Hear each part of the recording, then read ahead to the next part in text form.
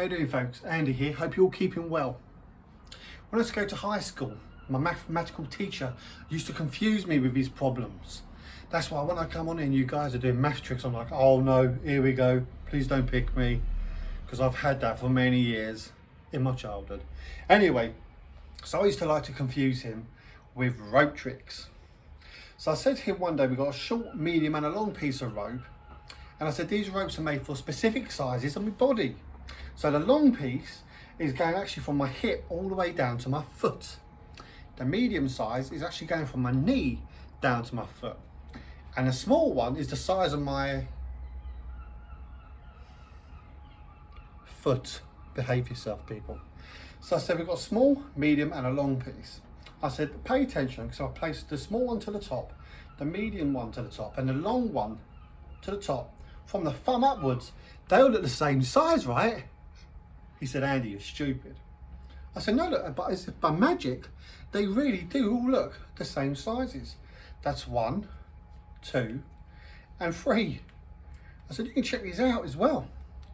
But the thing that confuses me is how you can just shake and they'll start becoming long. But the weird thing is if you pull enough, you can pull the ends off the rope, leaving, of course, just a loop. And this is sometimes how rope comes before you get the ends on.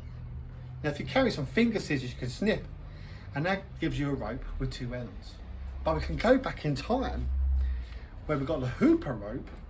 Now, if you happen to carry some ends, you can attach that on as such and just shake, and that gives you a rope with 2 ends, right?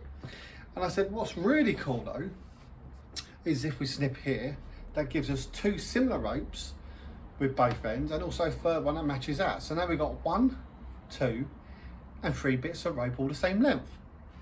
He looks confused, and you folks do as well. Well, so am I. But look, if we go right back to the very beginning, you place the small one to the top, the medium one to the top, and the long one to the top. Now they all look similar lengths, as if by magic. We got a small piece of rope, a medium piece of rope, and a long piece of rope. Now, a friend of mine saw this in class and he said, you know what, Andy, that's really cool. Can you teach me something? I said, sure, no problem, as long as you keep it secret.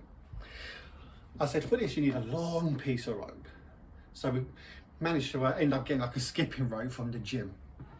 I said, you hold one piece like this on the top, another piece with your finger and thumb on the top. You bring it together and you just sneeze, and that forms a rope. I mean, that forms a knot every single time. If it actually produced a rope, that would be more magic in itself, right? Now, I'm going to teach you folks how this is done. First of all, it needs a bit of secret preparation. So just look into those lovely chocolate brownie eyes, right? Okay, cool. So you need a thumb and finger on top, thumb and finger on top.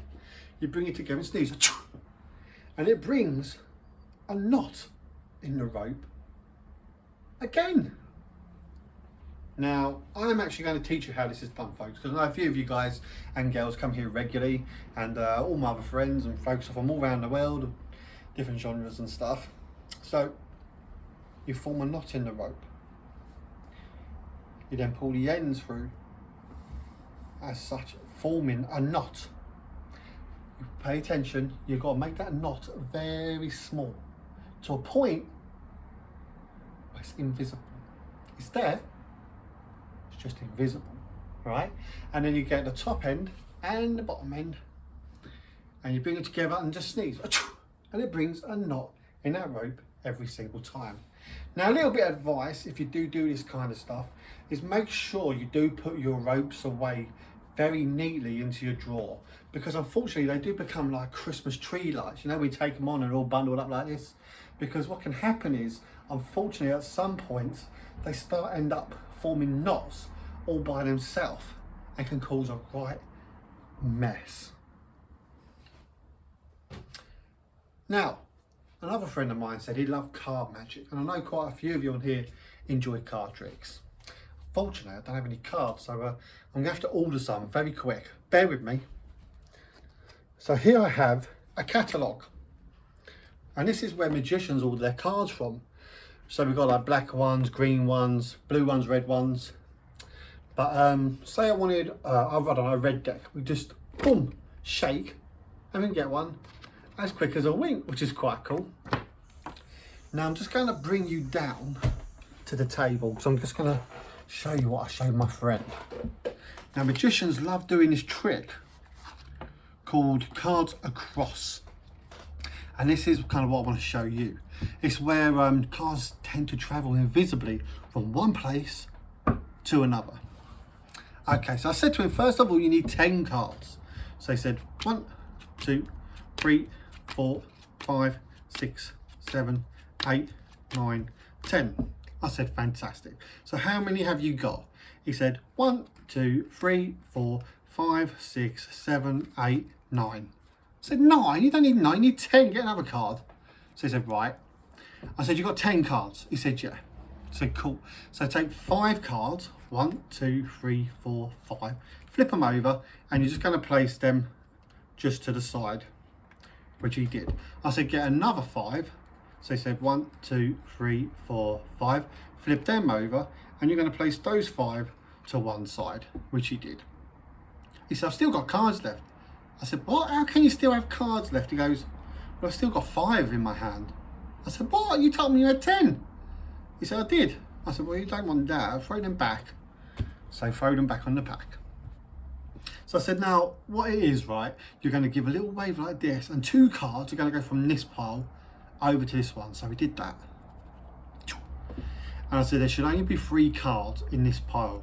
He said, 1, 2, 3. It's like, I can't believe it. I said, well, it should be 7 there then. And he went, actually, there's a 1, 2, 3.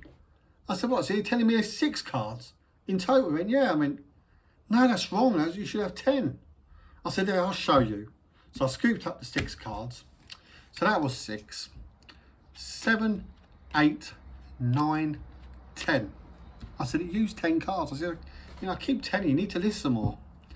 I said, you take 5, 1, 2, 3, 4, 5. You flip those 5 over, and then you put them just down on the side.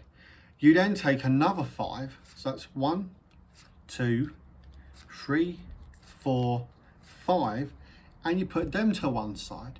You then give a little wave as such over the pack, and that should leave you with 1, 2, 3 cards in this pile, and in this pile should leave you 1, 2, 3, 4, 5, 6, 7. But you know, he never did get to learn that trick, and he actually never learned any magic at all, so it's a complete waste of time. But I hope all you folks enjoyed that one. Take care for now, and see you soon.